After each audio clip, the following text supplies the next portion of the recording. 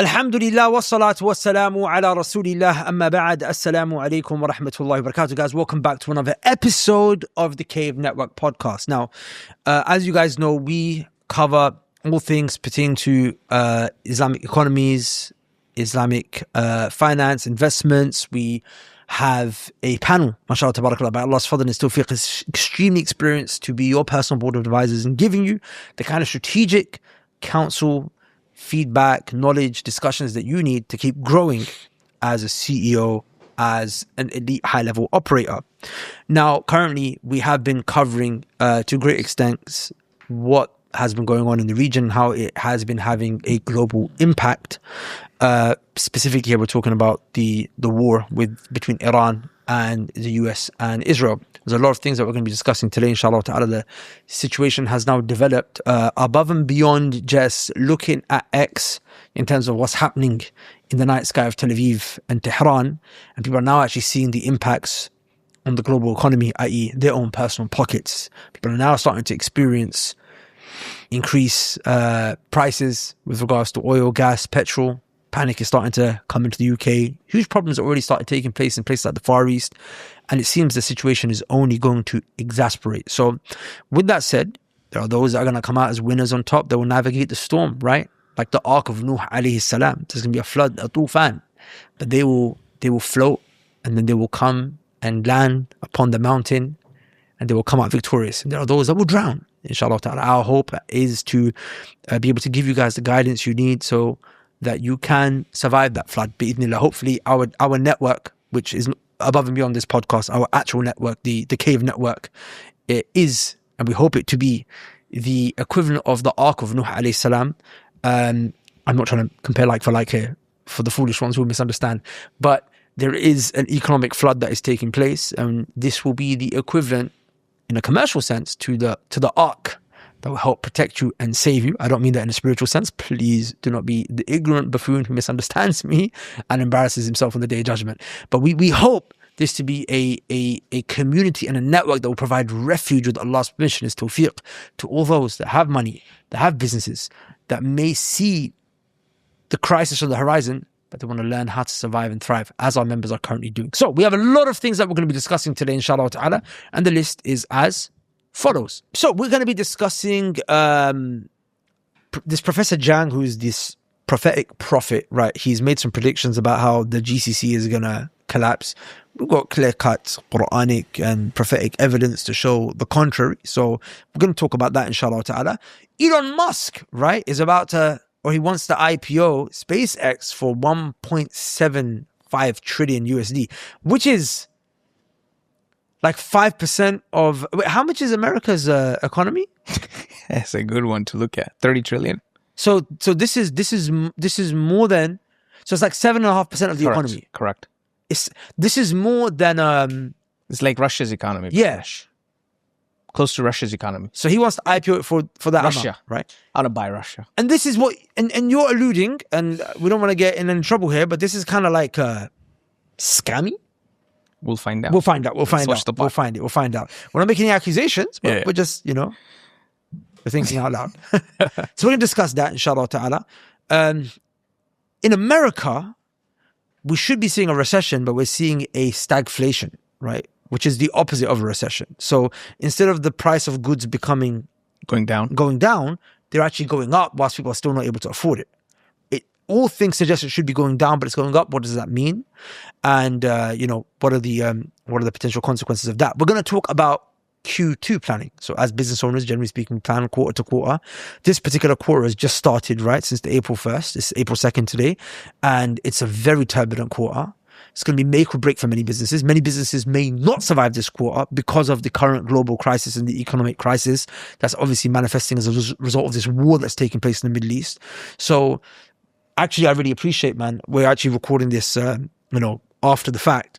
But the advice that you guys gave is phenomenal in this, right? Which is how to go on the defensive before you go on to the offensive. So if you watch this, you're going to learn how to actually prepare for, inshallah ta'ala, a very safe, but also very lucrative quarter or quarters to follow. So make sure you guys watch that. I also have a gift for you. As you guys are probably aware, Anthropic, which is the one of the three biggest AI companies, OpenAI, Google, Gemini, and obviously Claude is from Anthropic. They've just leaked their source code, right, for Claude accidentally. Now, this is basically them leaking how they have prompt engineered Claude to behave. So, if anything, this document is a masterclass in prompt engineering. Now, the many of us business owners, those who think we know how to do great prompt engineering, are so far removed from how to actually do it, right, as an expert.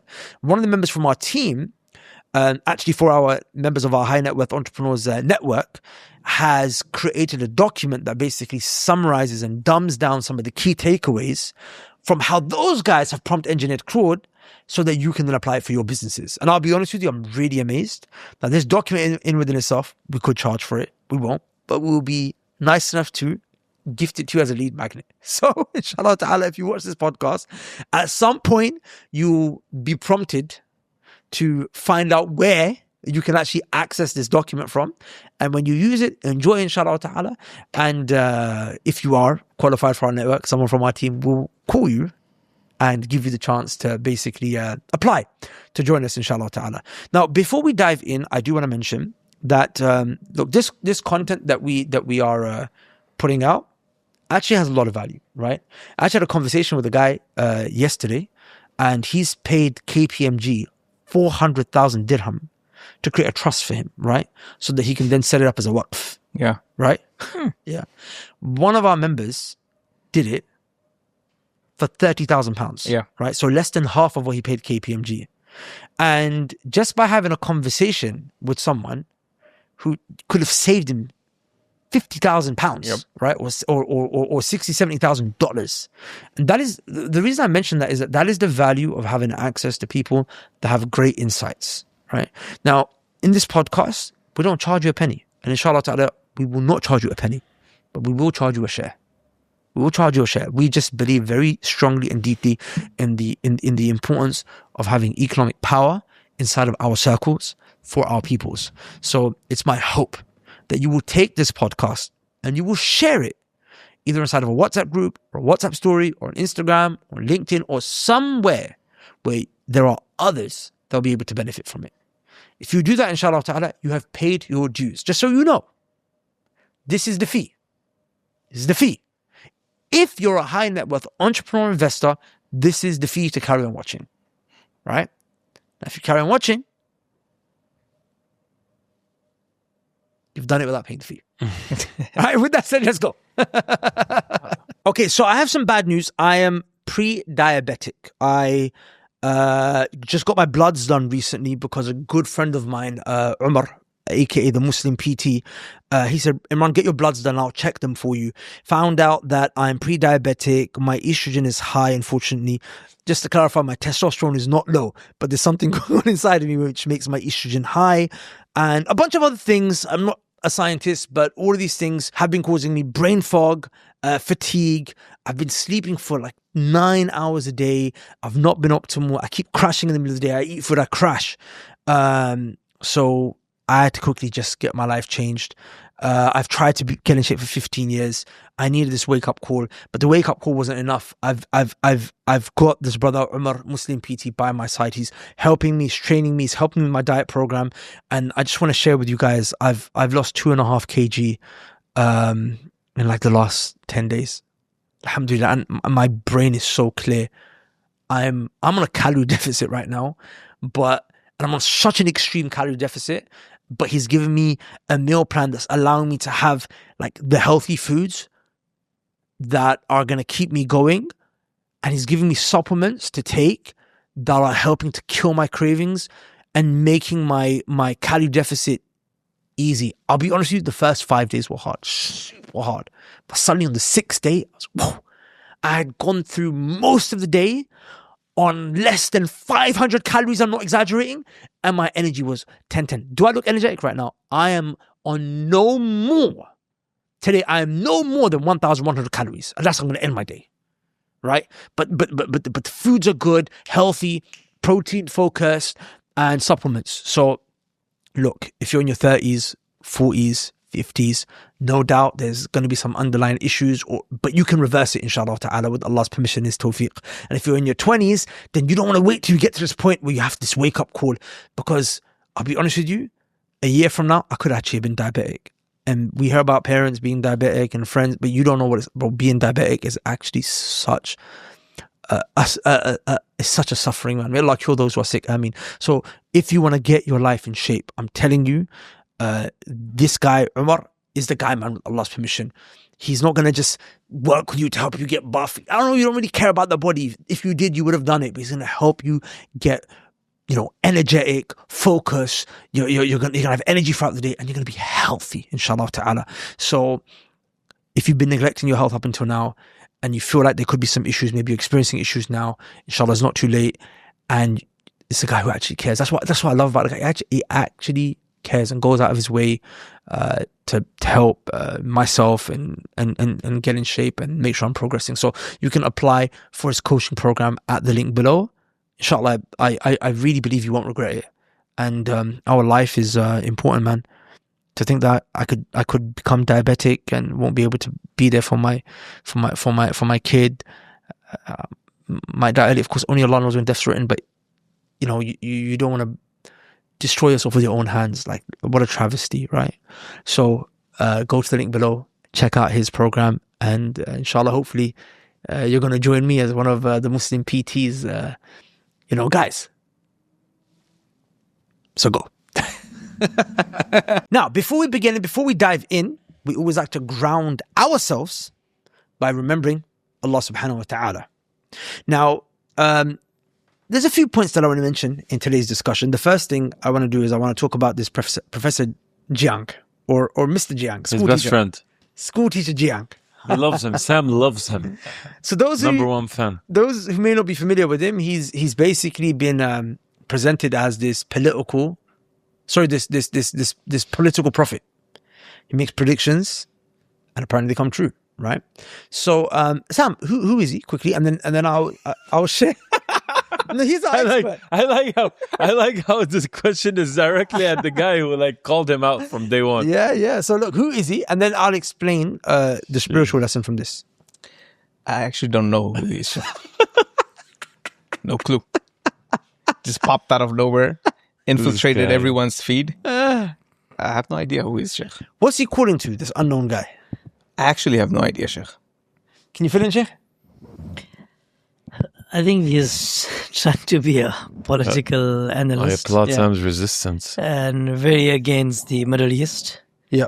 But I didn't watch much of him. Like Sam, I'm very ignorant. Yeah. But because he pops on the feed, I've always seen, debt to this country, and this country is going to be destroyed, etc. But beyond that, I don't know much. So basically, he made he makes predictions, a lot of predictions. He made two that kind of put him on center stage, right? The first one was that he predicted that Trump would win the election. And he showed up in the internet just in the election cycle. Yeah. And then his that prediction. Then his next one was... I mean, he has 50% chance of getting it right, so that's a very high probability. So what he did was, he also said that Trump would go into Iran, right? In his election, in this term. And then, of course, the 12-day war happened, and they bombed Iran and whatnot, and so on and so forth. So because of that, he actually went onto center stage. And now, when this war has restarted, it's like, this professor was right. So look, I'm not here to comment on his skill as a political analyst or not, right? That's not really... He's actually a YouTuber. That's what he says. He's not even a professor. There was a video of him that went online recently, and he says, I never claimed to be a professor. Mm-hmm. He's a YouTuber. I mean, I've seen him refer to himself as a professor. Exactly. He does that all the time, but when the interview and put him on the spot, he's like, I never claimed to be a professor. Yeah. So I actually knew he was a high school teacher because I watched his series 7-8 months ago, and he's teaching high school kids. But yeah, it's just, I think the professor thing just stuck. But there's a few issues that I have with him, right? When we look and listen to what people are saying online, we have to look at these things through the lenses of Allah's deen. Right? So he comes to certain conclusions that, number one, we have been told in the long term are inaccurate. He believes that basically Greater Israel will reign supreme, right? And, America will become weak, and the Persian Empire will become revived, and because of this war, it will become this He massive... actually made these claims? Yeah, this is the... Like that the Great Israel Project will happen? His main conclusion is that basically Saudi will become irrelevant, the GCC will become irrelevant, and he believes it already is irrelevant. Like Sheikh, even before that, he said Islam is made by the Jews to defeat the Romans. Yeah, so he's got a lot of hugely highly problematic things that he says, right? Yeah. But and it's interesting because he will even go against historical narrative because apparently it makes sense on the logic of game theory, right? So, anyways, but even if it goes against actual facts. So, anyways, his main conclusion, which I have an issue with, is that Greater Israel will reign supreme. The GCC countries will become irrelevant. But why do you have a problem with the Greater Israel thingy? Well, because we know that the Muslims are not going nowhere. Yeah. And we know that وَالْعَاقِبَةُ لِلْمُتَّقِينَ, the final outcome and ending, as Allah says, is for the people who fear Allah subhanahu wa ta'ala, right? Yeah. And he also mentions that the Iranians, they will basically, this war will basically ignite inside of them and their people the Persian heritage, right? And the Persian Empire will become revived, and Muslims and whatnot will basically rally behind Persia, basically, right? And it will be Persia and Israel as these two great big superpowers. He doesn't really rate Russia. He doesn't really even rate China. He doesn't even rate America, right? This is what his conclusions come to. So what I want to mention is a few things. The one is hadith from an eschatological perspective, i.e., looking through the lens of the end of times. This is completely wrong. I don't want to go into that because the hadith are all known. We all know how the story ends, right? But there's a few things that I want to mention, which is that there's something called the Sunnah of Allah, which is the way of Allah, right?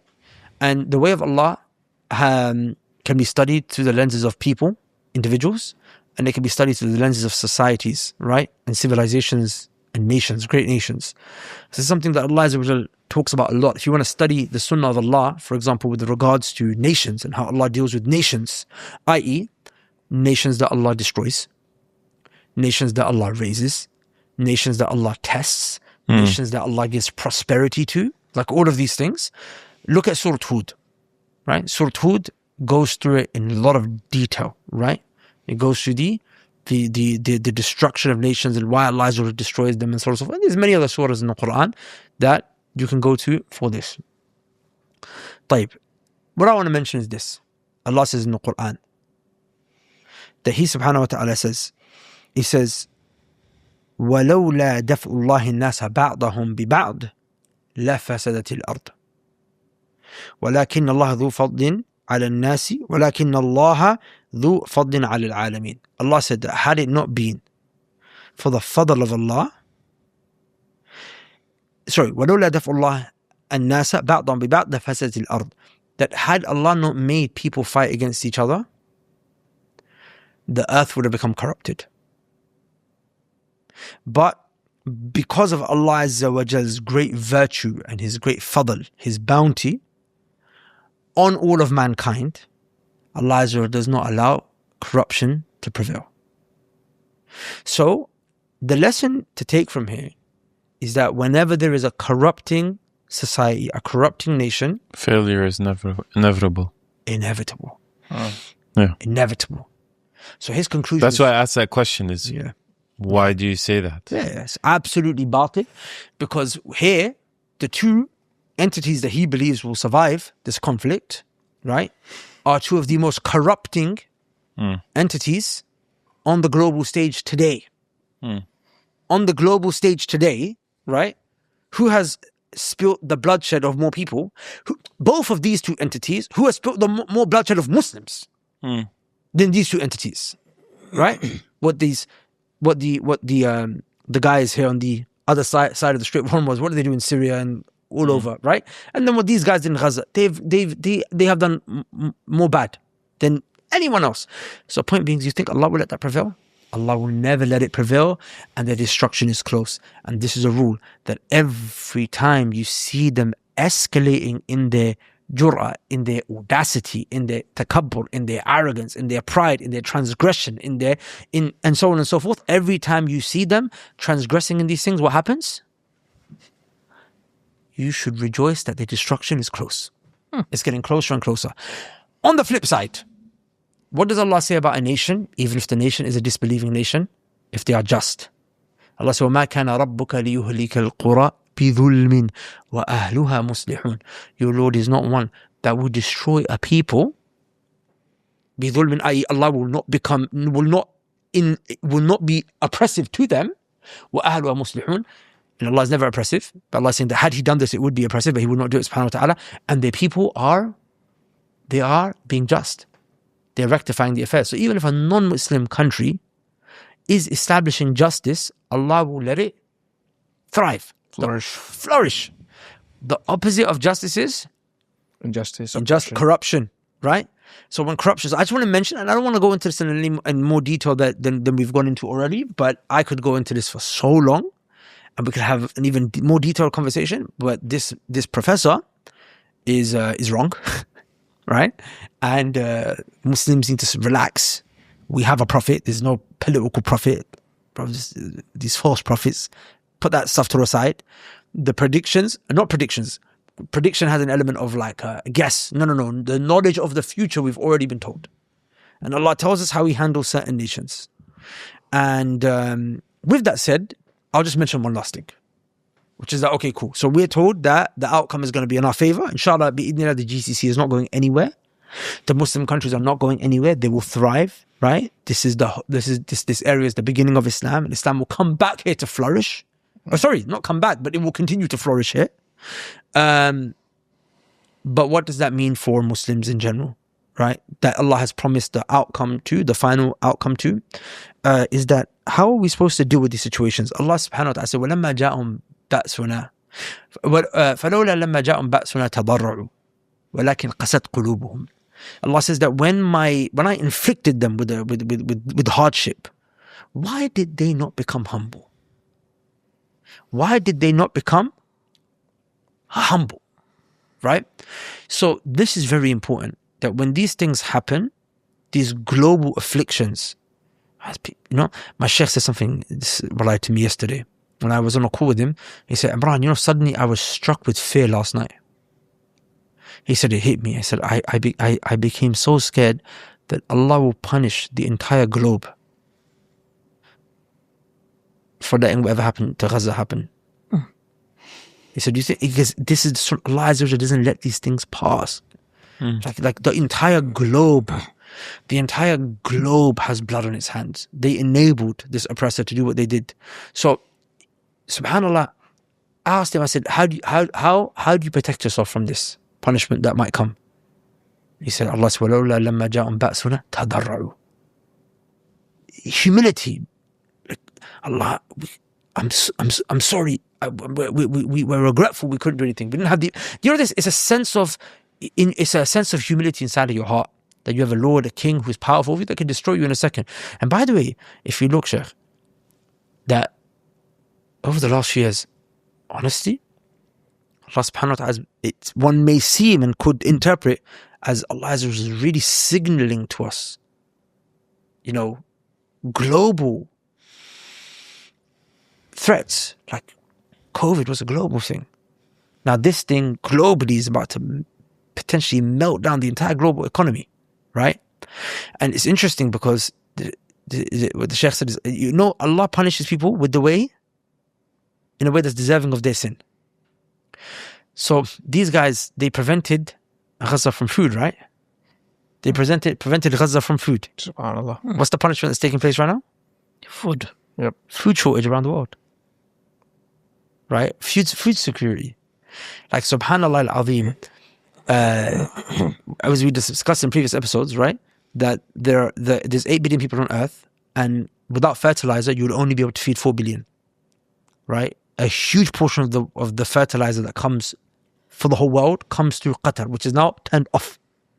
So if you let this go on for long enough and other places don't pick up and they're struggling too, there will actually be like people there is risk of people going towards starving and dying because of no food. So my point is that, subhanallah, and now how do you prevent yourself from it? Is tadarra'u. And then the last thing I mentioned to conclude this point is that I saw a video going viral online, and it was of a person who was talking about a particular government, right? Particular Muslim government, which is a great Muslim government. Allah barak, they do a lot of khair, right? Arguably, perhaps in the 21st century, the most or one of the most effective Muslim governments that exist. Alhamdulillah. But he said a statement which was really, really, really concerning. He said, if they were to take us to hell and bring us back, he said, if they were to take us hell, I have confidence in them that they would bring us back safe from hell, from Jahannam. And so if a man makes a mistake like that, this is not as concerning as is seeing people in the comments saying like, kudos. Yes. Yeah. Go. Yeah. Are those real people also, Sheikh? I don't know, but I'll be Let's honest. consider it as real. I'll be honest, Sheikh, I thought long and hard about whether I should mention this or not. And to free myself from the punishment of Allah, I felt compelled I have to mention it. That, guys, Allah says in the Quran, like, look, firstly, this is an insult to said government.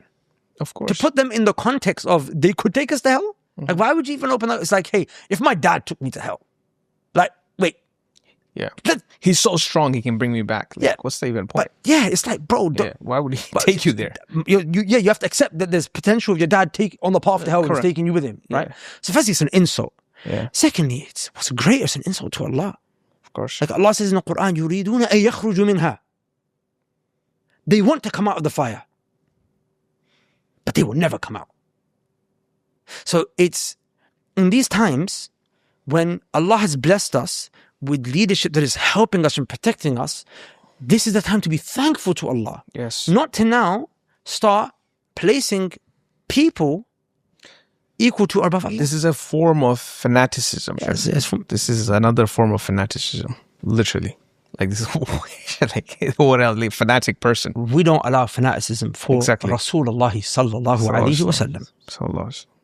We don't allow. So then, no one. Yes. If you're like any decent Muslim out there, I know you wish you understood the Arabic language so that you could connect with the Quran. Do you know how long it took me to learn the Arabic language? It took me like 7-8 years. And you know why I'm kind of upset about that? It's because I've recently come across Ijada Institute, which has students speaking Arabic in 6 months. In 6 months. So I was mind blown. So I decided to connect with the founder and the teacher, Sheikh Ebrahim, and I asked him, how did you do it? And he built a system, Allahumma barik, that focuses specifically on teaching those that are non-Arab speakers living in the 21st century, i.e. our context, how to study Arabic. Most of the programs that you're going to see out there in the books were not even designed for Westerners or non-Arab speakers. And if they were designed back in the 90s and the early 2000s. This is a program that's mind-blowing. I actually listened to one of the calls that they have with the students. They log on and then they talk to each other and they talk about their day. And I was like, wow, these brothers and sisters, of course, there's no free mixing. They are talking in fluent Arabic in 6 months. Now, of course, you have to put the hard work and you have to do the work, but you can just focus, just doing a small amount every single week. And within 6 to 12 months, inshallah ta'ala, you're going to be proficient. And then there's going to be that moment where you're going to be in salah, you're going to be reciting Quran, and it's going to come and you're not expecting, I promise, where you're going to relate to an ayah and it's going to touch your heart in a way, it's going to bring tears to your eyes. And that's going to be the beginning of your relationship with the speech of Allah. So if you want an Arabic Studies Institute that, inshallah ta'ala, works as far as I'm concerned, and within 6 to 12 months you want to be speaking Arabic and then, inshallah, understanding the speech of Allah, then apply to join Ijada Institute at the link below, inshallah ta'ala. So look, with that said, inshallah ta'ala, let's move on. We've got a lot of things to discuss, and hopefully that was of use and of benefit to you guys, man. So there's actually a lot to discuss today.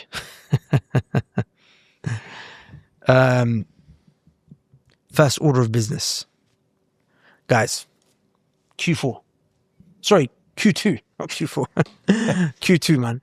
I'm curious to know, and this is more of a selfish ask, right? How would you, or should we be planning for Q2? just generally, but also specifically considering the current circumstances. So businesses usually move in terms of quarters, right? We make yearly planning and then we divide it up into quarterly planning. Q1 has just ended, right? I think the most turbulent Q1 of my existence has just ended, right? From Maduro to this and everything in between. So, what's your take? How do we plan for Q2 in the current climate? So, Sheikh, Q1 of 2026 started with a bang. Literally in the first days, we've already seen things that were unprecedented in history. And as each day and each week or month went along, and it's just become crazier, crazier and crazier. So I think all the old kitabs and rule books are out of the window. Forget it. Personally, I don't think it's the time to start devising new strategies and things like that. Rather, look at what you can optimize and how do you solidify your business.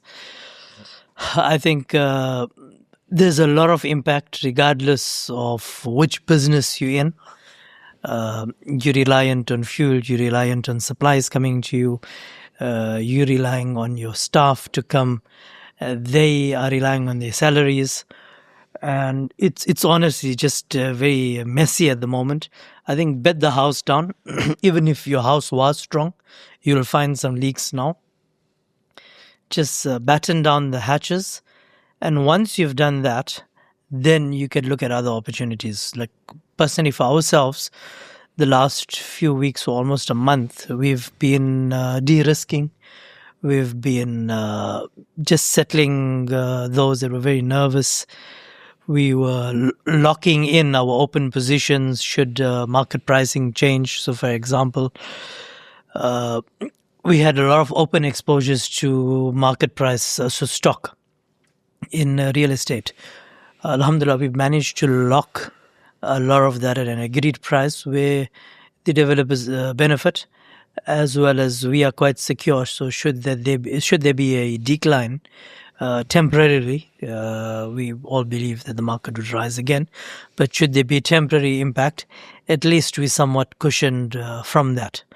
So we've spent most of our days doing that, and alhamdulillah, we're almost at the edge of that, and now we start putting in our thinking caps and seeing, right, where's the opportunities? Okay. So amongst them is the opportunity in Lombok. We're getting a lot more serious around that. And things like that. So I would say for the general businesses, follow suit. Look at your cash runways. I think we've covered this previously. It's pretty much the same. Nothing different.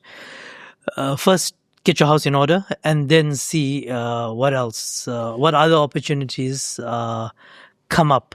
If you can give me an avatar, then maybe I can dig in and give you. So just want to make sure I follow. So what you're saying is, you're not saying maintain a defensive posture only. What you're saying is basically make sure you don't have any leaks.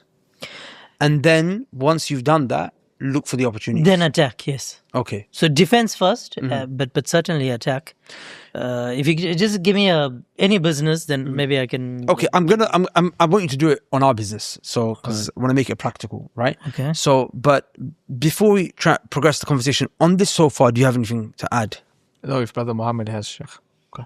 I mean, I would say definitely right now is two things I would add is just meet with as many people as you can. Mm-hmm. Honestly, sometimes when you meet with people in times like this, especially because people are a lot more free and a lot less stress, just this bouncing ideas off of one another and speaking out loud, you actually might come to conclusions that you wouldn't have come to it by yourself. Yeah, brainstorming basically. Pure brainstorming. Yeah. Pure Very powerful. Brainstorming. Now more than ever, honestly. Industry experts, though, right? Like, yeah, exactly. Industry experts, friends that are in the same field. We've been doing a lot of that. Honestly, that has resulted in the highest ROI, at least for me. Because a lot of the things, sometimes ideas in your head, when they're buried in your head, they seem rosy and nice and stuff until someone else challenges it. Yep. Until someone else, oh, okay, but have you looked at this way of doing it? And then you're like, oh, crap. Didn't think about Even the narrative, the way they would put the narrative, you have not thought about it. Yep. Like how to communicate. Yep.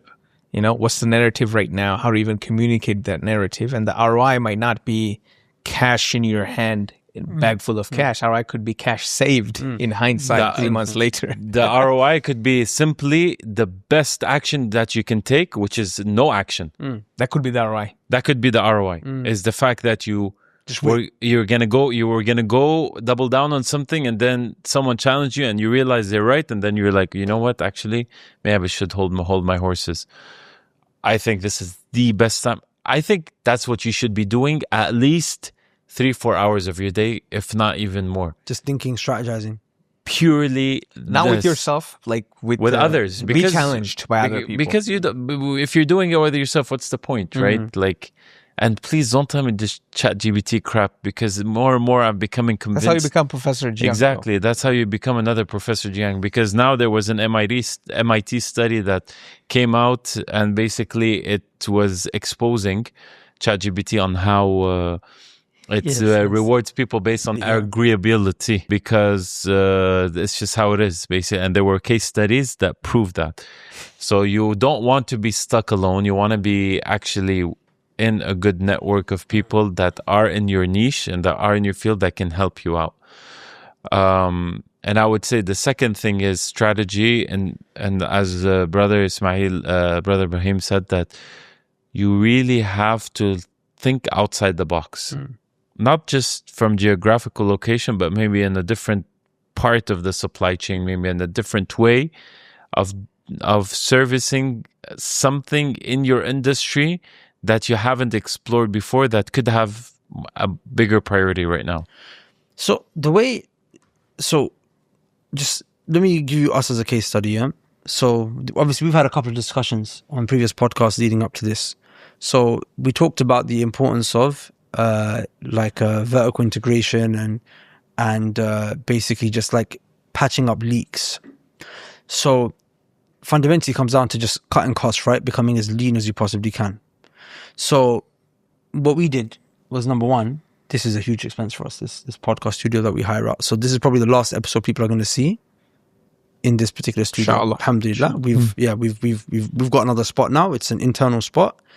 And basically for the exact same, we're able to produce more, right? It's actually going to be a little bit cheaper as well. It's going to be plus production 5 times more. 5 times more. Right? So 5 times five times cheaper. 5 times cheaper. 5 times cheaper, because the production helps us to basically ultimately make more money. Correct. Right?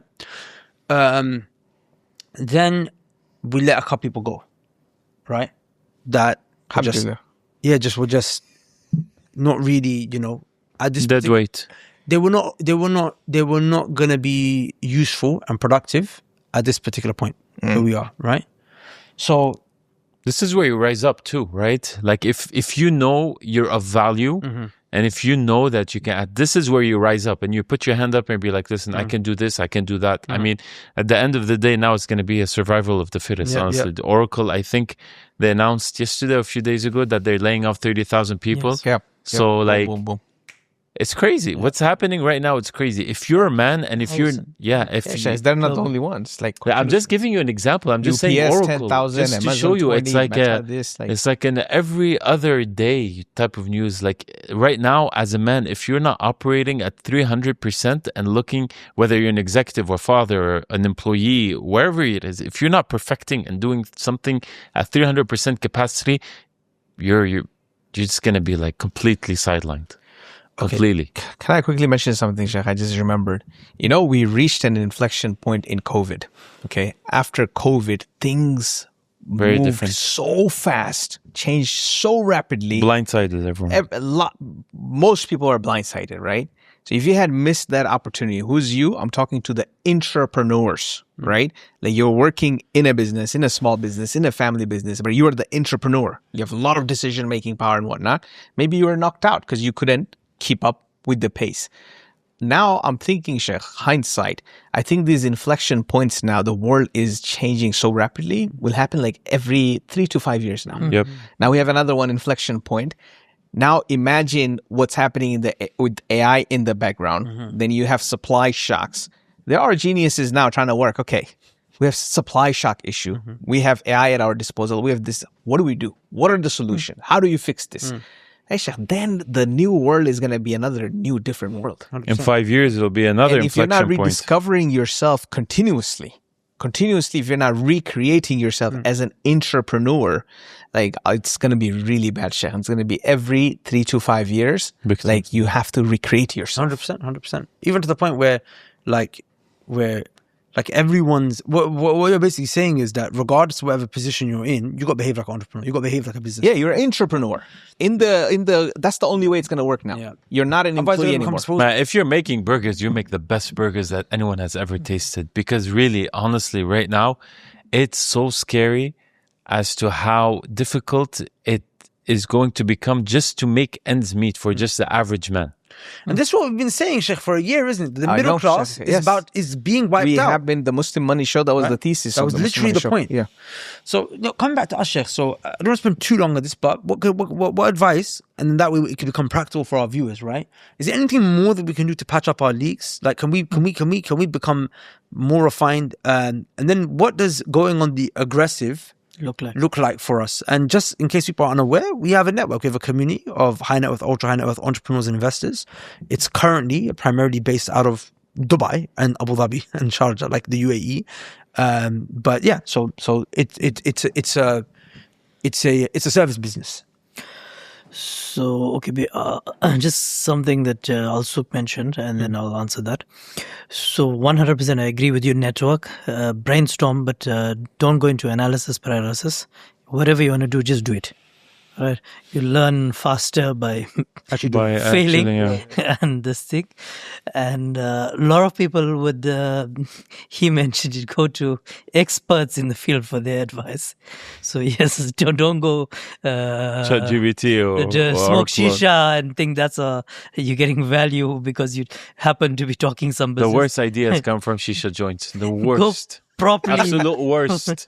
Go properly for advice. These are, I call them the TikTok business ideas. Yeah. This is come when you smoke shisha. So go to someone mature and Exactly. that understands business or understands your niche or your business, and then whatever you agree, put it into action. Yeah. Not just this. Otherwise, there's no benefit in that.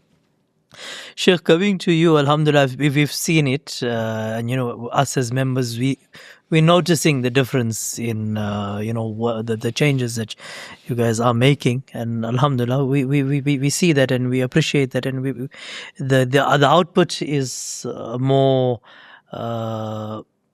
pleasant or more enticing user experience for us as members. So it certainly works. Beyond that, when we say plugging in leaks, or optimizing business, not necessarily only plugging in leaks. So, for example, the one thing that someone like yourselves could do is between current and future state, look at the current business, who we were targeting, is that still valid? And then who else can we now target? So are there different tiers that we could bring in? And I know maybe I'm a bit biased because I just had a discussion with someone and I know that's something that's being considered, but that was the easiest example that came in. So, maybe there's tiers that come in, and, the access is not the same, or the benefits are not the same for all tiers. But each tier then benefits, for their contribution or for their stage. The whole ecosystem. So that's certainly something that could be done, and I believe it's certainly low-hanging fruit for you to implement. Beyond that is other regions. You may now find a guy who's laid off from Oracle or Google or someone, who's an expert in his field and now scratching his head. So you're saying there's the talent pool just opened up. The talent pool opened up. Oh, wow. And even through these layoffs, through these salary cuts, maybe some organization would tell the people, okay, we're giving you half your salary and half the time work from home, or actually you semi-laid off or fully laid off.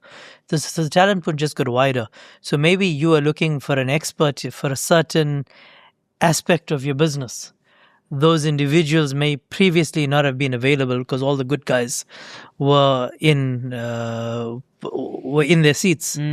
They now have become available. You may find individuals capable of leading certain chapters under certain model arrangements that you could make with them in areas that you are not currently focused on. So simultaneously, as an example, say the US, someone's got laid off from Oracle, he fits the values, etc.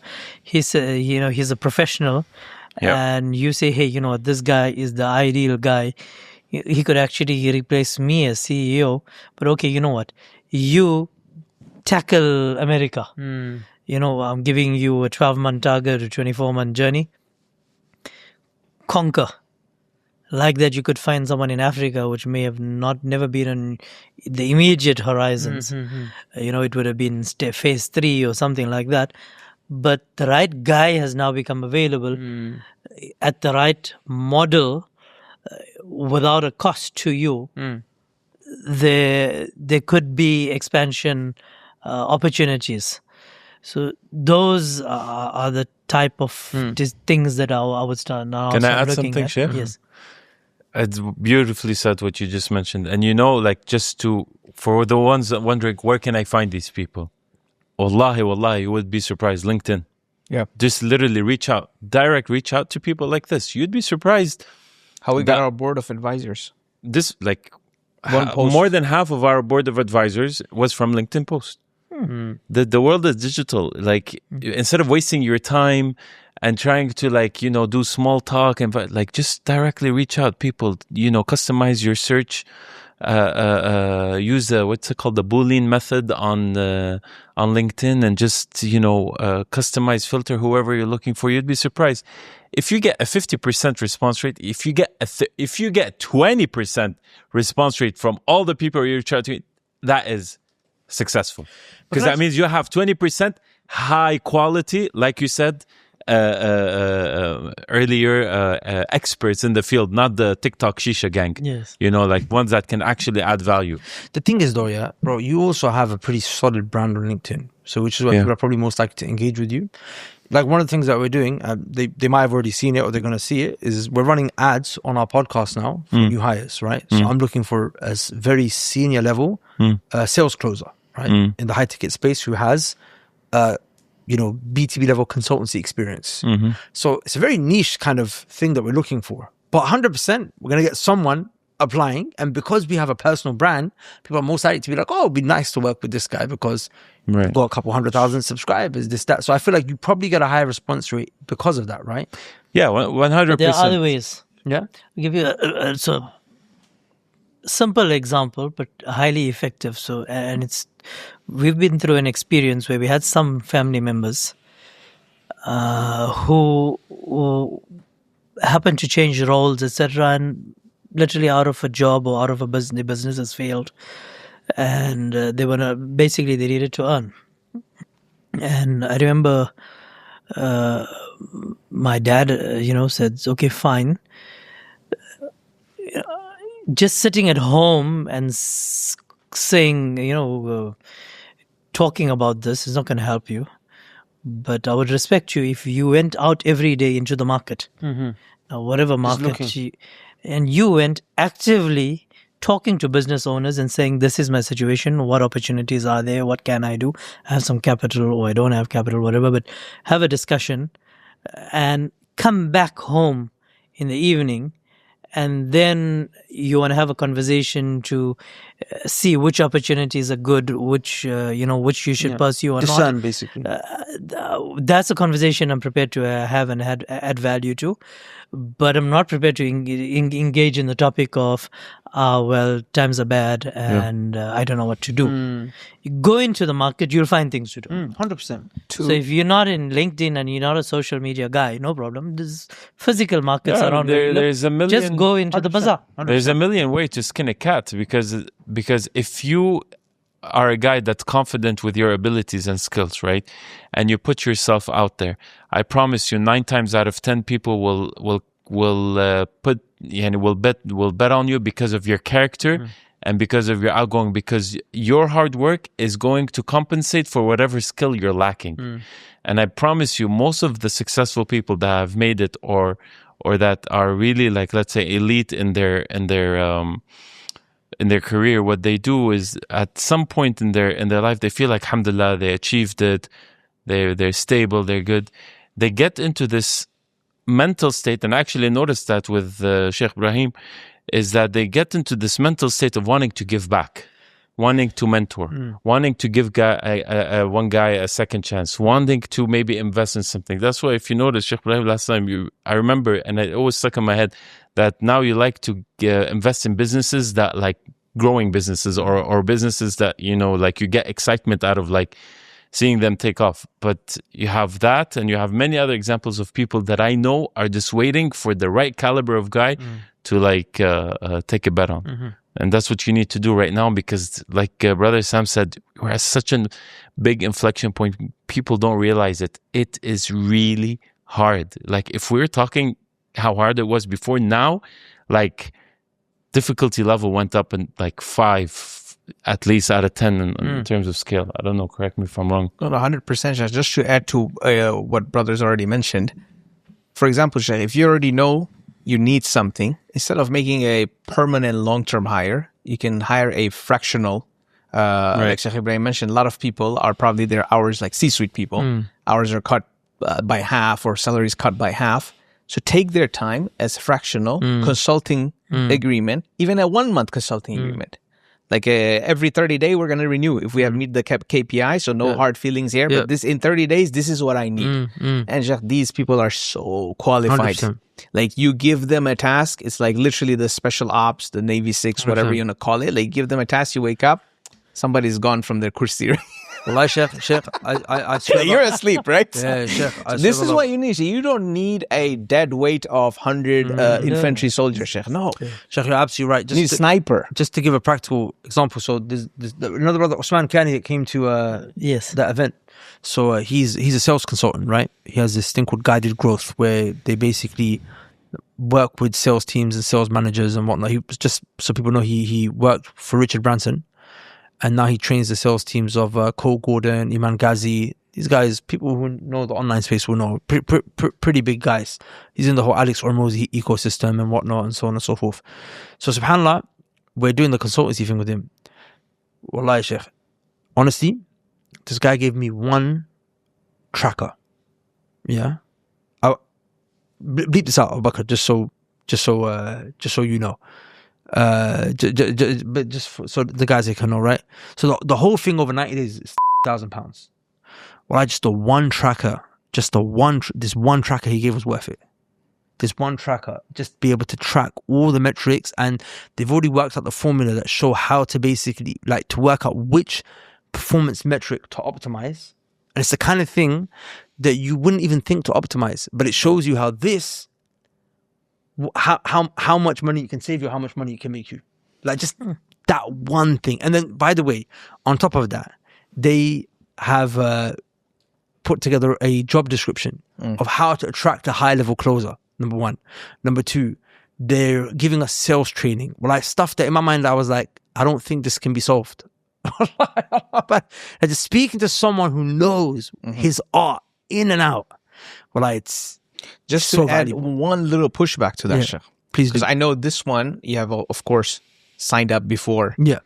Now, the same talent and skill Could be cheaper. to add what Brother Ibrahim, like, it could be, Sheikh, 1/10 maybe. Oh, 100%, yeah. Right? Just I'm saying, not specifically Yeah. this. Now, anything you need, like, you've been, man, it's too expensive We to actually solve. started just before the war. Now is the time. Get Bro. these people. For the capital fund, I think we should bleep this out, or we should not bleep this out. We got a figure of 200,000 K for the branding. Then it went down to 50,000 K, and I'm 100% sure within the next few weeks I'm going to close it for a few thousands. Actually, the same thing. There was a guy. He has one of the biggest podcast studios, podcast companies in. Did I tell you the story? Yes. Yeah, just to mention for the viewers, in Dubai, right? So I reached out to him, his company. I just started calling and saying, "Hey, listen, we want to buy a podcast studio. Like, we're ready to acquire, right? Who's got it?" So this one guy is like, "No, we're not looking to sell.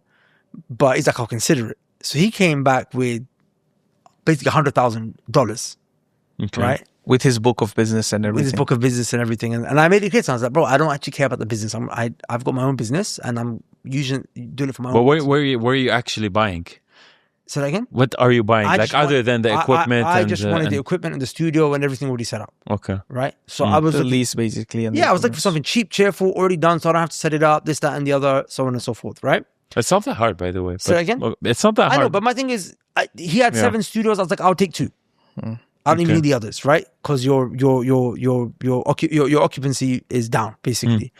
So he said to me 100,000, which I didn't even respond. I was going to respond to him in a couple of days, but I didn't respond. Nah, bro. Then he comes back to me 2 days later, sends me a voice note. He said, hey, assalamu alaikum. So on the first conversation, he was saying, by the way, just so you know, I don't play the whole chicken and egg thing, no back and forth, Right. fish market. I'm going to give you a price and that's it, right? 100K. So then I didn't respond. 2 days later, he comes back to me himself, says, assalamu alaikum. Hey, brother, listen, just name your price. Like, we'll make it quick, whatever it is. We're actually looking to just go to the Far East. So, yeah, there's opportunities. Another quick one, Sheikh, I want to mention, just like to, from my side, just to wrap up the question that you asked. Another thing, when times like this, a good thing to do, sometimes we're performing so good in business, successful, hitting all the milestones, we forget to ask for feedback from our key stakeholders. So times like this is one-on-one communication with members, stakeholders. What do you think? What's up? What can we do? Polls, surveys, just getting the pulse of the market, because these are invaluable data for you right now. Even also, the membership renewal is going to come soon and for a lot of the members, right? So you want to be on the offense, getting their position. So based on their feedback, adjusting things. So it's a no-brainer for them to renew when the time comes. 100%. Valuable. Very nice. Inshallah. Barakallah feek, man. Well, Well, yeah. So some of the decisions you take now, right? And for example, as Sheikh mentioned, when things are going well, you generally don't look at the small stuff. Revenue is up. Hey, carry on. All right, now let's dig in. Right. Okay, let's see. Hey, I'm spending so much ads on this jurisdiction, but the return, look at my return when I spend here versus my conversions in this particular region is like far supreme, or to that ICP versus that. So things like that. Another thing, for example, now that you've taken a decision to the podcast thing in-house, it can also become a revenue generator for you as well. yeah, 100%. To whoever you allow to use that facility, because I mean you've put up the capital cost. Yep, 100%. So like that, we won't be able to do it immediately, but yeah, in the Sheikh, for coming cave months. members, this was not a value proposition you offered the cave members. So it shouldn't be free. Yeah, Just open it to cave members, but we wouldn't be able to just yet. Yeah. The space that we're using, but yeah, inshallah, that's the next transition. Yeah. Next, maybe Q4. Yeah, and start with cave membership. Yeah, 100%. It's the 100%. beta. طيب, okay. Fruitful. Barakallah feek, guys. This is basically just a real life manifestation of what you said your father was telling everyone to do, right? And what Mohamed said to do, which is to speak to Go people, out, yes, right? Like speak. literally. So like, Put yourself out there. yeah, so many ideas just came. طيب, so look, let's move on. SpaceX is heading for a $1.75 trillion IPO. 1.75 trillion. Let that sink in. It's the largest in history. So Sam, why IPO and why now? It's crazy story, Sheikh. I actually just saw the headlines today. Okay. So subhanAllah, it's like amazing, unbelievable story.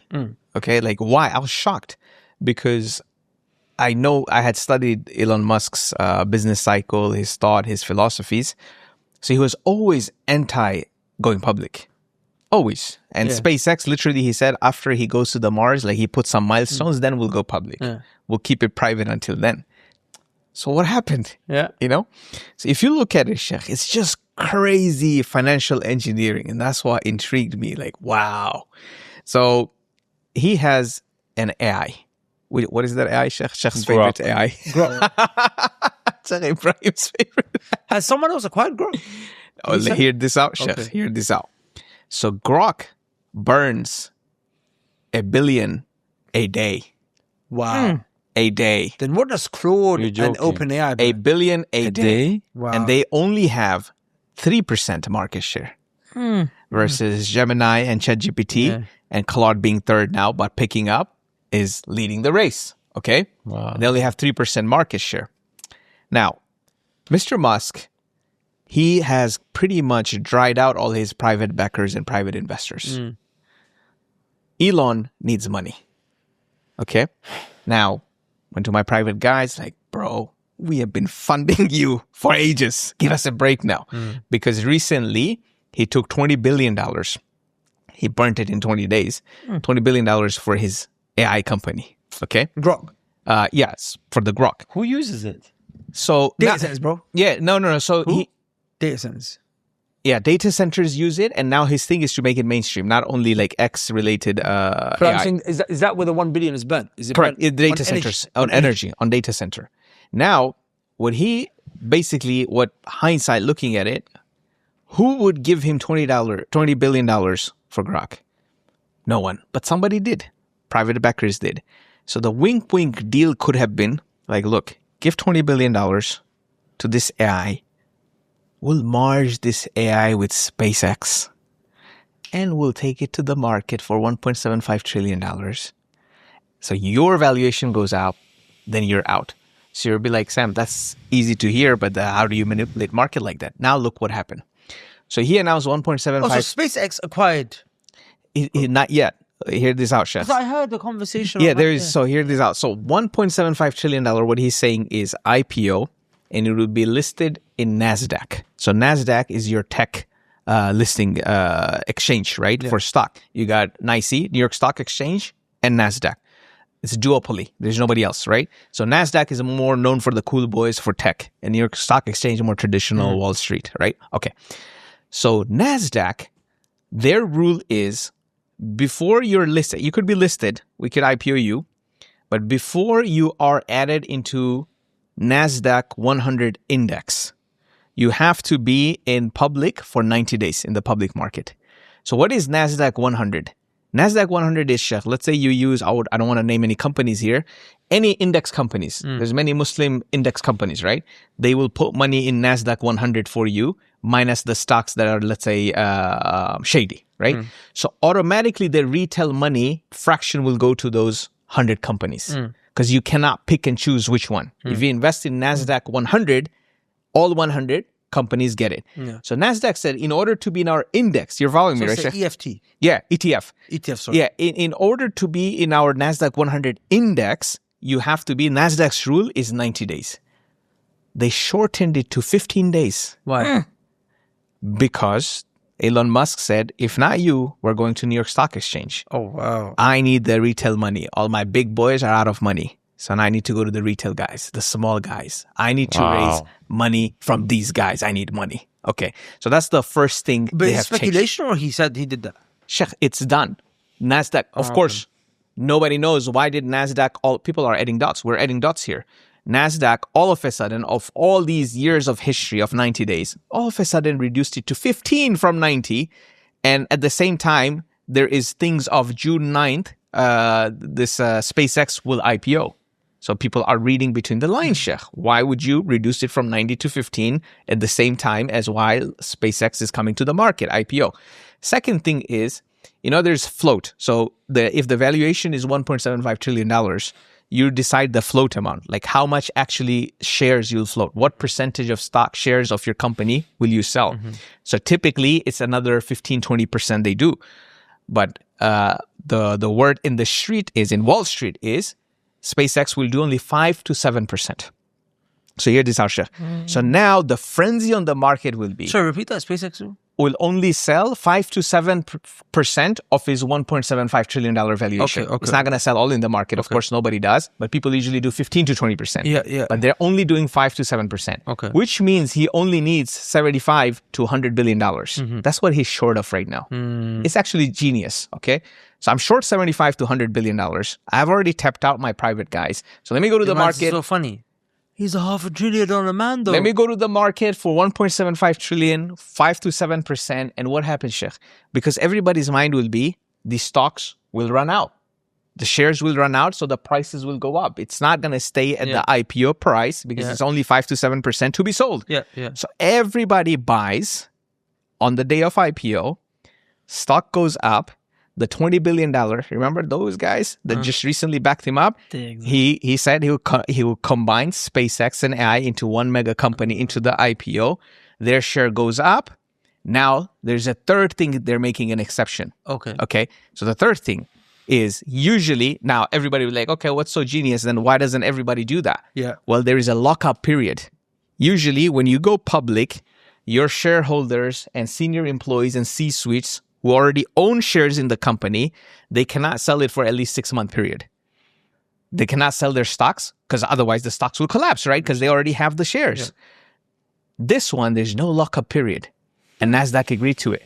Oh, wow. Think about what's going to happen, Sheikh. So now let's paint the full picture. I was like, I lost my... frightening me. Sheikh, I lost my sleep. And I was sleepy in the morning. I lost my sleep after what is happening here?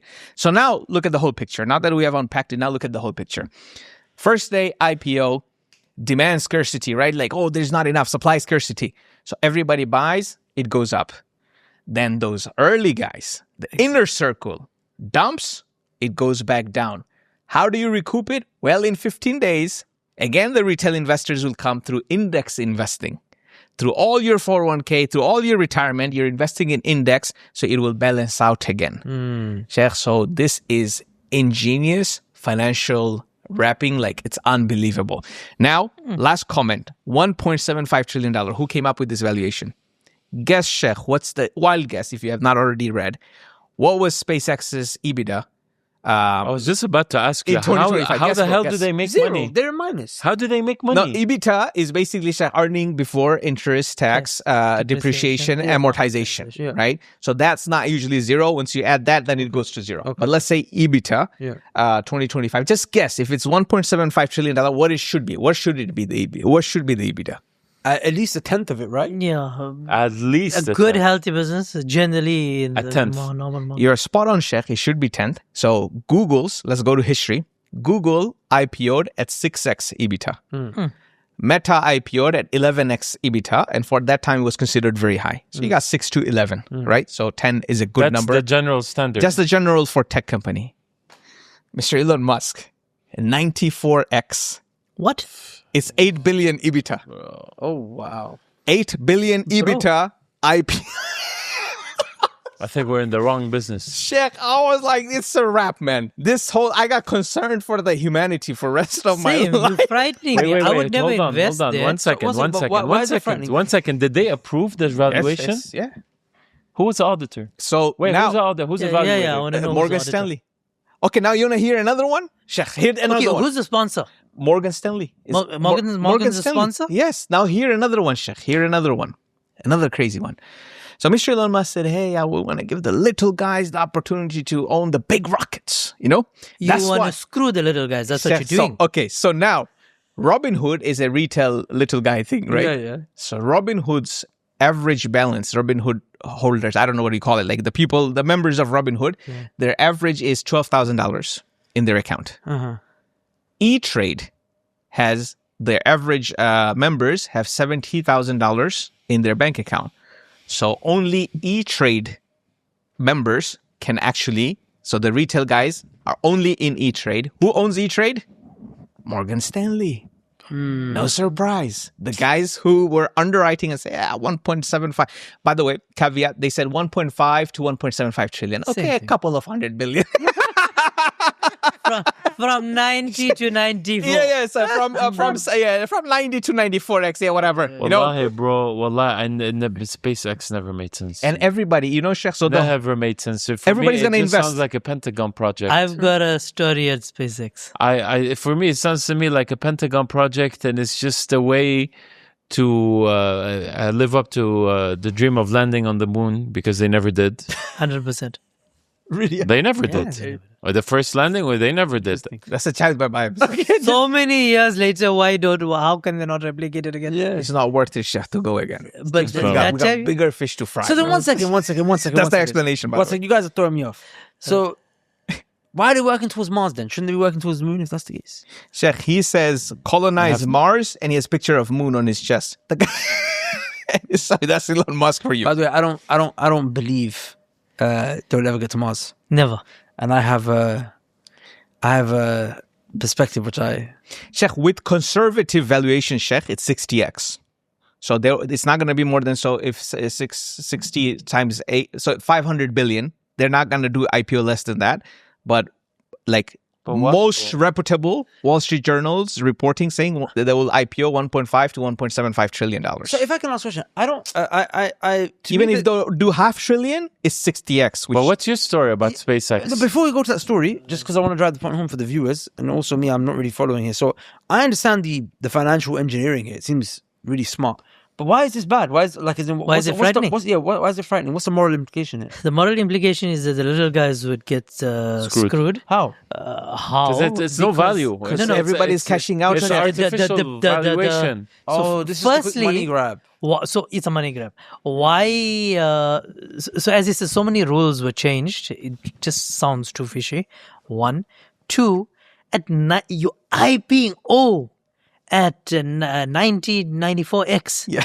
The lowest valuation is 60x. Yes. It's crazy, Sheikh. I've never heard of 60 years of last year's profit or EBITDA into the future. that. I don't think a drug dealer makes that kind of revenue No, or that kind of 100%.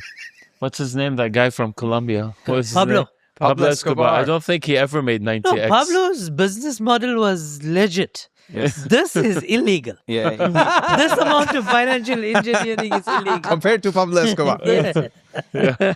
Anyways, so it's too costly to raise credit today Yes. for that sort of Exactly, Chef. this thing, right? Exactly. And Interest with rates this, are too high. with the 100.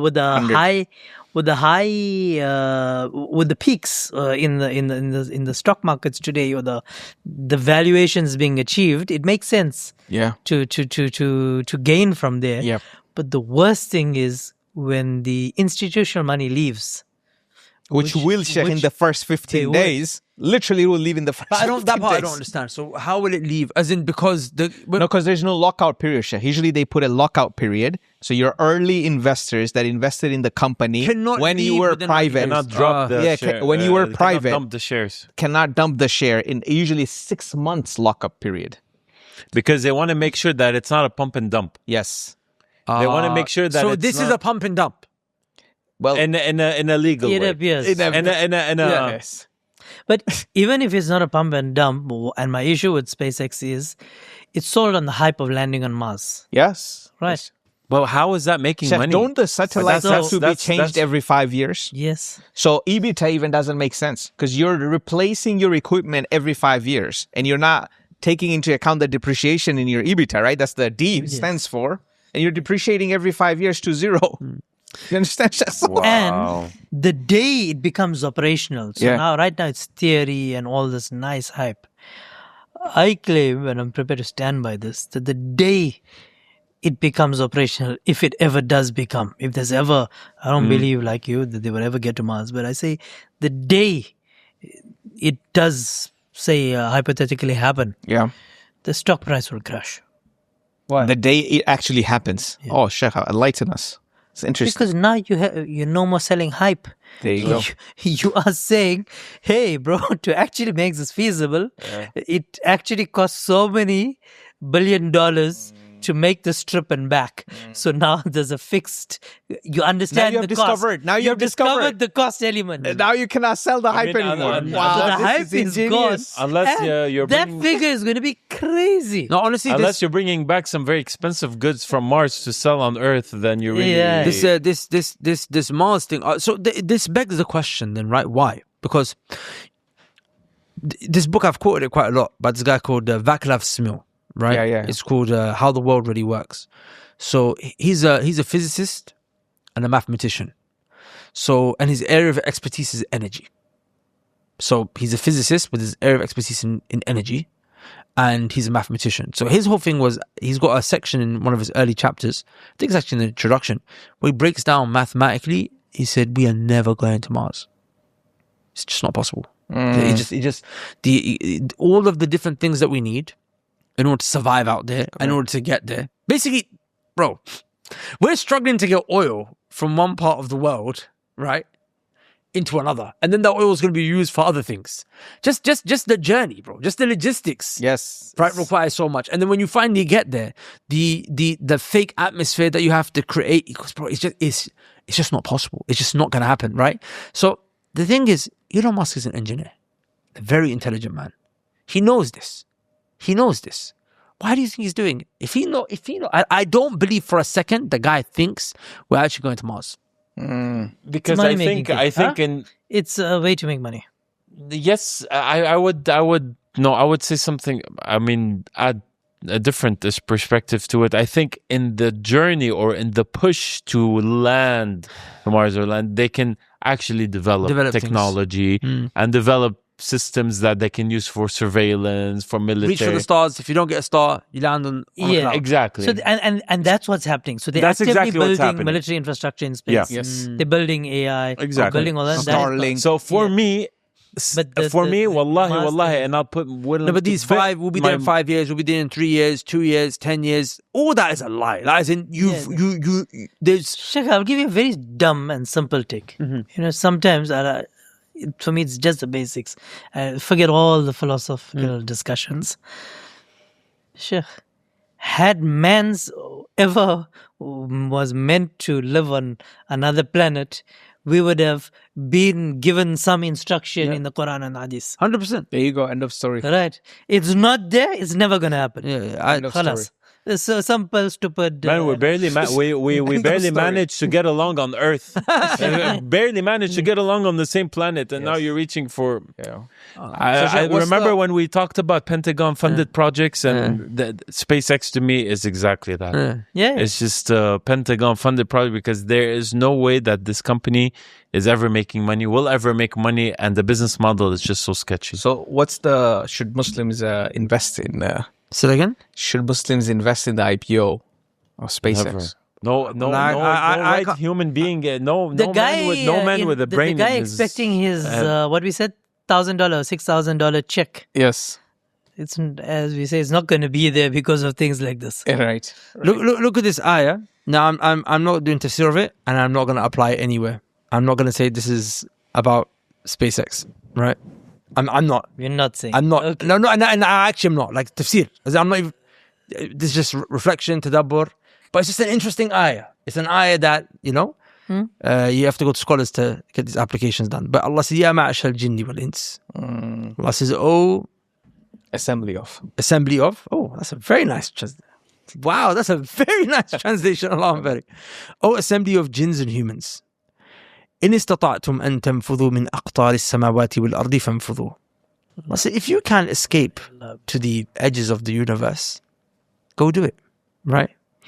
لا تنفذون إلا بسلطان. You will never be able to escape without Allah's authority. So you want to get out, and all these thoughts you have about we're gonna get through the universe. We're gonna, this is Allah's dominion, brother. So. The ayah is not saying to a different planet. It's not saying different planet. You can't go to a different planet. It's not saying that. Yes. But it's just the concept of Allah owns that, brother. The arrogance that you have to think that you can, and you didn't even make it to the moon. Chad my by discussion. This is stagnation or recession in America. Where do you think this is going? Is it Stagflation. Huh? Stagflation. Stagflation or recession. So, Sheikh, what is recession? Yeah. Recession is basically when economy is contracting, right? GDP is contracting 2 quarters in a row. That's the official definition. People are losing jobs. Employment is going down. So there is less demand of products and service. Hence there is a recession. And if there's less demand of products and service, and if less people can afford it, usually the price of products and services drops, right? Yeah. So that's a recession. Nobody's buying anything, so sellers can't sell, so they're dropping, right? So when no one buys anything, sellers can't sell. That's what you call a recession. Recession, no economic activity is happening, right? Okay. And prices usually go down, right? Now, stagflation is economy is contracting, people are losing jobs, but prices are going up. Yes, very strange. Oof, what's happening here? So there is stagnation, like nothing is happening. Plus there is an inflation. Price is going up even though there is no economic activity. Okay, that's a stagflation. So when you combine both stagnation and inflation, you have stagflation. So why does that happen? Why? Sorry, which is worse, stagflation or recession? Stagflation, I would say, Sheikh. Because you cannot afford, and at the same time it's going up, because the recession is going down, house price going down, rents going down, bills going down, utility going down. So the price of things is going down, but you're still buying. No. So inflation, recession is... So the price of things is going down and you're still not buying. Yes. Here, you're not buying, but the price is going up. Going up. It's literally the opposite. Literally the opposite. You can't buy because you have lost your job, economy is contracting, and at the same time, price is going up. If you had to buy, the price is going up. So that's stagflation. Why does that happen? So the only varying factor between recession and stagflation is price of goods going up, right? So why do price of goods go up in those circumstances while the economy is contracting, everything contracting? Literally, Sheikh, literally for two things. Supply chain disruption, number one. That's why products and goods prices go up. Second is... Otherwise, those companies will be in loss. Yes. Second is poor monetary policy. And we're facing both. Okay, Sheikh. Monetary policy on poor monetary policy. On a government level? On a government level. Company level? On a government level. Okay, so let's break it down. Yeah, break it So down. supply chain, I'll let Sheikh add on to that. We have discussed in many episodes. We'll know what's happening with supply chain, right? So basically to take goods from point A to point B, it used to cost you $10, now it's costing you $25. Okay, so because of supply chain disruption, you have to go all the way around and then wait and, things, so you cannot keep up. Now, monetary policy, this is where, Sheikh, they have printed money like Pablo Escobar, literally.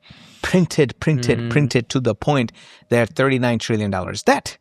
Okay, so last time this happened in America, the year in stagflation, was 50 years ago. It is actually 50 years ago during Ronald Reagan's time. Literally 50 years ago. When economy is contracting, people losing job, prices going up. Why did that happen that time? Oil embargo. Again, Iran. The Iran situation, Iranian revolution happened, oil embargo happened, supply chain disruption. So prices went up while economy was going down. The difference between 50 years ago and now, Sheikh, at that time, U.S. debt was at $900 billion. 30% of GDP. GDP to debt ratio was 30%, $900 billion.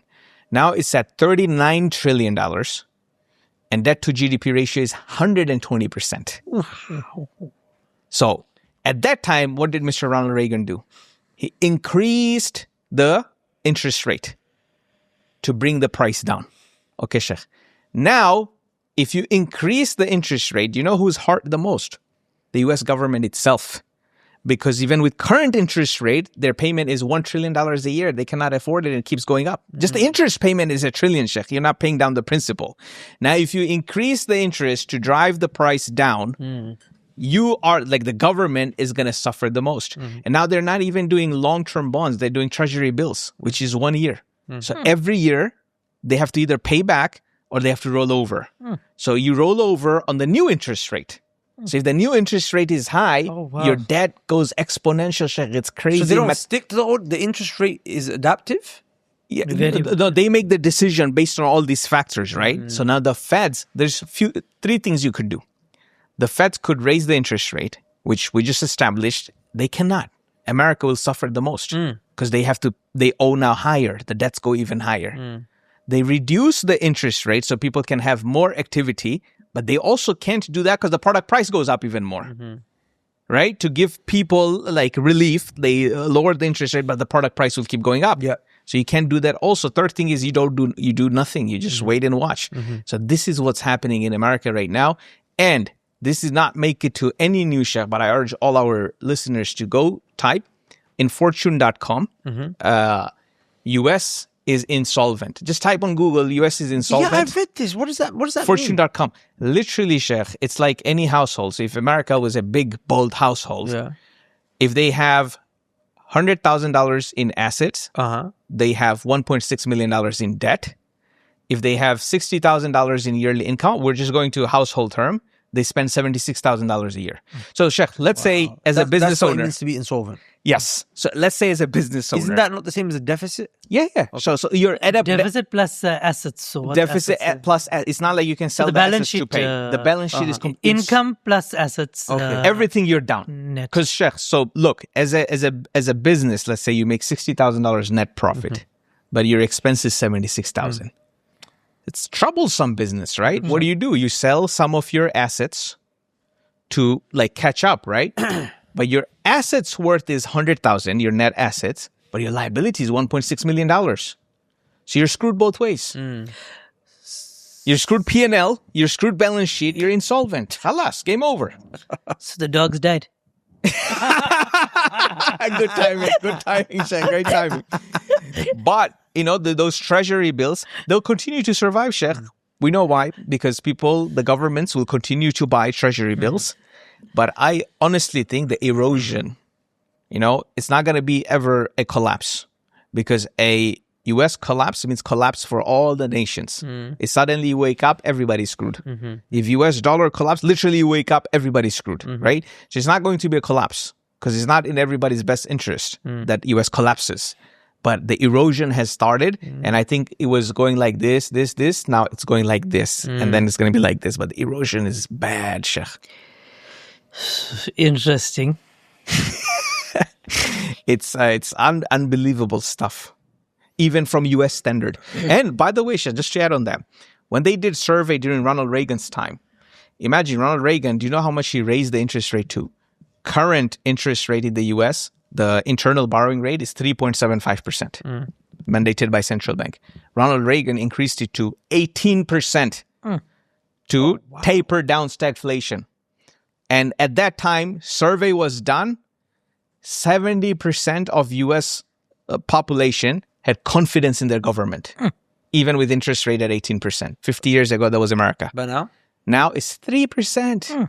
Confidence. Like anything federal government decision makes, only 3% people trust it, that it's for good. Now imagine in that confidence level, forget 18%, raise it to 8%. What's going to happen to the country? Sure. But that's the real solution. You have to raise the interest rate, but they can't. Plus, on top of that,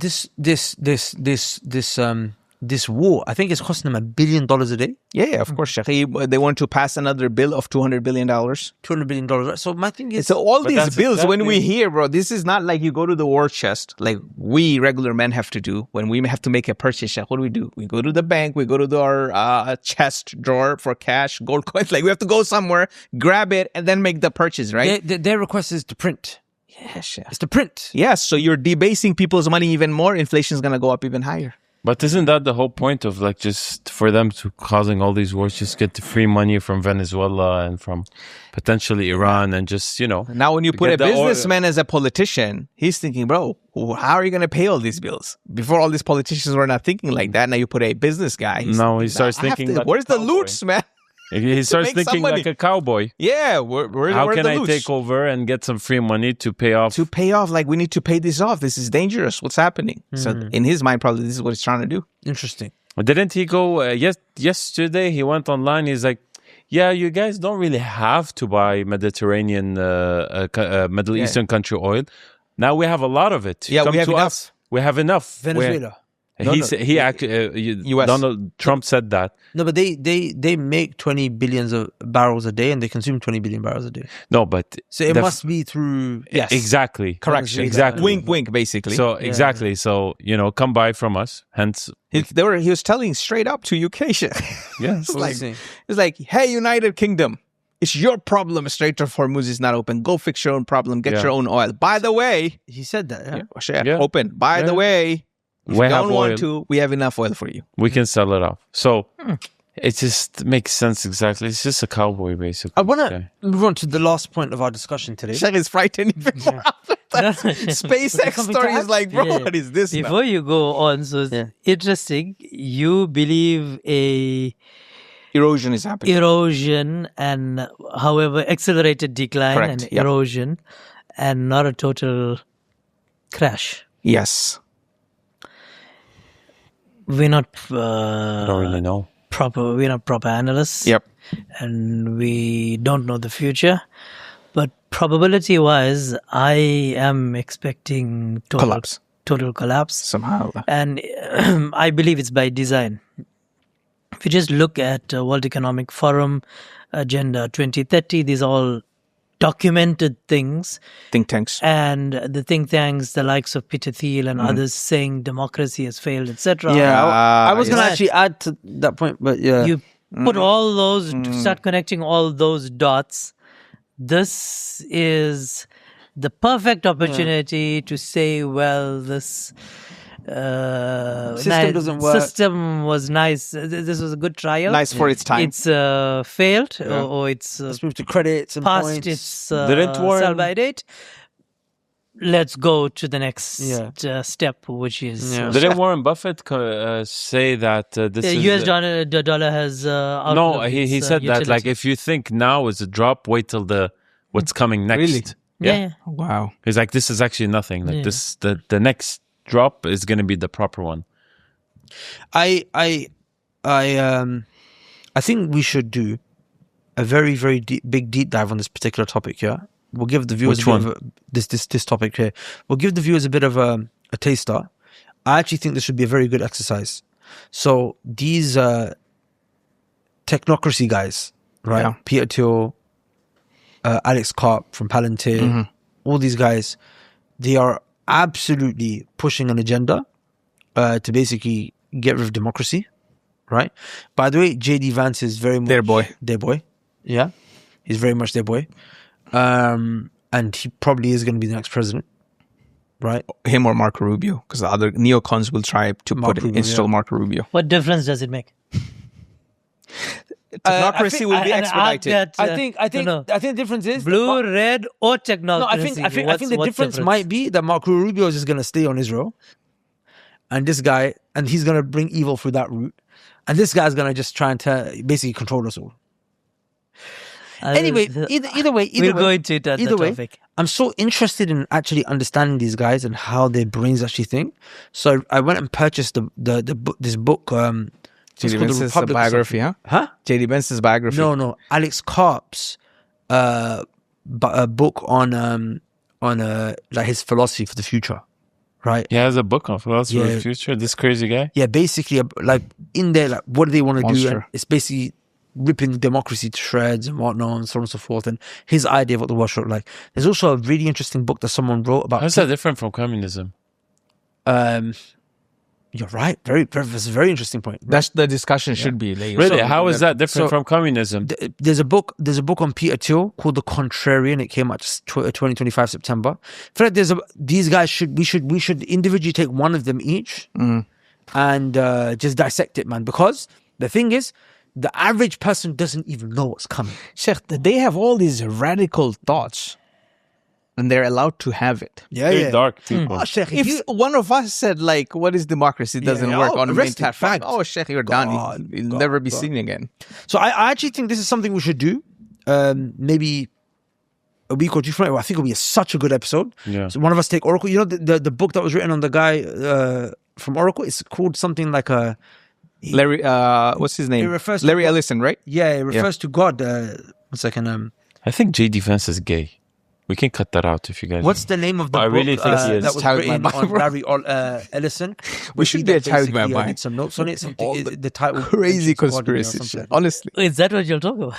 Yeah, Child by is like more social stuff. We can... You should come on Child by, you know. No, we should do us four and Brother Abu Bakr. Child by. Yeah, Brother Abu Bakr Yeah, hosts and us four. Child by, all the conspiracies. I actually think it'll be very good. It'll be very Yeah. we can bring some wild ones. Yeah. Okay, wait. Actually, I don't know if we can keep this segment on this sign podcast. Me up. But like, I'm big on conspiracy theories. I'm really big. Same. But can I ask what's everyone's conspiracy theory? I'll tell you mine. But don't just say the world is flat, bro. No, I'm not going to say the world is flat, but I definitely 1000% sure that we never landed on the moon the first time. And I don't even know. I think maybe the other times were just like robots or something. This is a good Child by discussion. Let's leave it for Child by. Okay. You know, it's funny. Dr. Mustafa, we've done an episode with him, yeah? Purely on medical conspiracy theories. At the end, he was like, cannot release this. It's just going to put my reputation on the line. Because as a doctor, like... Yes. No, but honestly, all jokes aside, there's a lot of proof that the moon landing never happened. Yeah, you really want to go into it? A lot. You know what? Can I tell you something? Can I tell you something? I've been... unclassified documents. Okay, one second. So I've been down the conspiracy rabbit hole, just so you know, right? Yeah. I went down it so hard that it actually messed me up. Started with Illuminati, right? Yeah. We all come from the generation of Illuminati videos. I was ready for the world to end 2012. I made a group with my guys from South London, right? Oh my! This is how we're gonna survive. This is what we're gonna do when there's anarchy on the streets. Like, we were ready. So Sheikh, it doesn't mean it didn't happen. It's not going to happen. So my thing is, I went the complete opposite, which is I'm super cynical when it comes to conspiracy theories. But this moon landing thing, people seem to be very convinced about it. So I actually want to learn. I want to learn. But let's leave that for a Chama episode. Okay. Let's leave it for a Chama episode. But yeah, I think let's take one of these guys each, man. Anyway, look, one thing I want to end on quickly. There's still a lot of stuff we wanted to get through, but we couldn't. Is that I don't know if you guys saw, man. Was it Claude, man, accidentally leaked their source code, if I'm not mistaken. Is it called source code or what's it called? I haven't seen it, yeah. Sorry, Anthropic, yeah.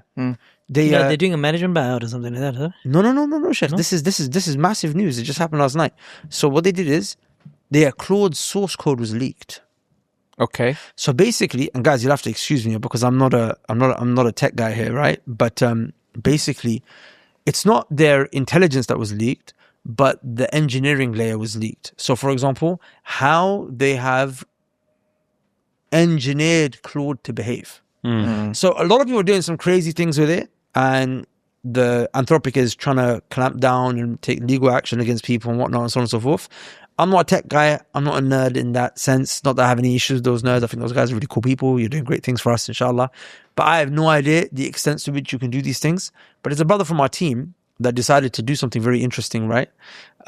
He's a young brother. I have a lot of hopes from the future, mashallah, tabarakallah. But he produced something for the members in our network and also for the guys that are watching right now. So as I promised at the beginning of the episode, you can download it at the link below, inshallah ta'ala.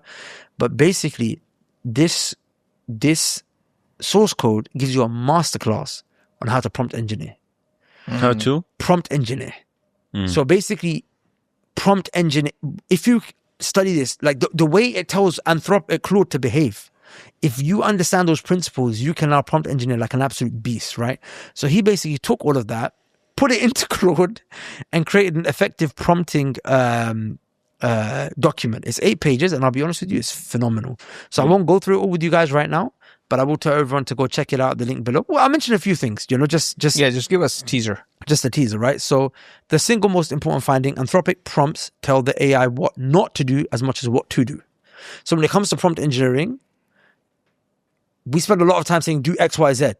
But actually what's more important is creating the guardrail, saying don't do 1, 2, 3, 4, 5. Yeah. Right?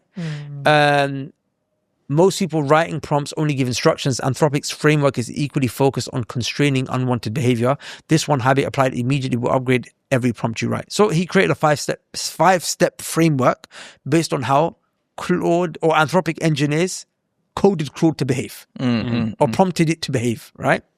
So number one, identity purpose, 1 line. Who is the AI and what it exists to accomplish? So you know how we say you are an X, Y, Z, right? But so you are a specific expert. Your job is to mention the outcome, not common mistake, right? So you've got to tell it how not to behave. Hard limits, 3 to 5 bullet points, what it must never do, right? Always written before the instruction, not after. So you because give these before the actual instruction. And he mentions after, but he goes into more details. The reasons for all of these things is because it reads top down, not the model reads top to bottom, not bottom to top. Yeah. So a lot of people will say do X, Y, Z, but don't. Yeah. So just this in within itself just create the quality of your outputs to be so much better, right? Instructions. This is the 3rd step. How to do the work. Number it if sequential. Bullets if it's not sequential. 1 instruction per line. Never combine 2 rules. Output spec, exactly what the response looks like. Length, format, structure, be surgical, vague descriptions, leave room for drift. And then also mention edge cases. And then he gives real life examples. It's actually really good. Like Alama Barik, I'm actually impressed what the brother created. So I wanted to give this as a gift to all of our viewers, inshallah ta'ala. Yes, you will be entering a funnel. So my don't will be don't Okay. analyze like Professor Jang. Say that again? My don't will be don't analyze like Don't analyze that. Professor Jang. So we'll put the link below, inshallah ta'ala. You guys can check it out, inshallah. It's a gift, and these are the kind of resources that you get, when you join our network. So I think we discussed quite a lot today. Huh? Alhamdulillah. So, Alhamdulillah. Yeah, I liked it. طيب, with that said, may Allah bless you guys, man. Amin. And we'll see you for another episode, inshallah. And keep working hard, man, inshallah. سبحانك اللهم وبحمدك أشهد أن لا إله إلا أنت أستغفرك وأتوب إليك. السلام عليكم ورحمة الله وبركاته.